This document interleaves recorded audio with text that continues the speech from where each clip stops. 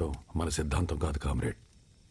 ఆవేశం కాదు, ఎదుటి ప్రాణాల ఆపదలో ఉంటే మన ప్రాణాల్లో పణంగా పెట్టైనా కాపాడాలనేదే నాకు తెలిసిన ధర్మం కామ్రేడ్.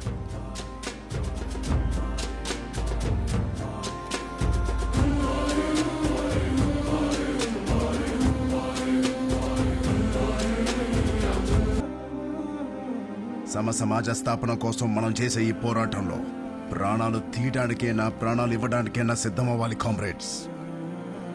లాల్ సలాం.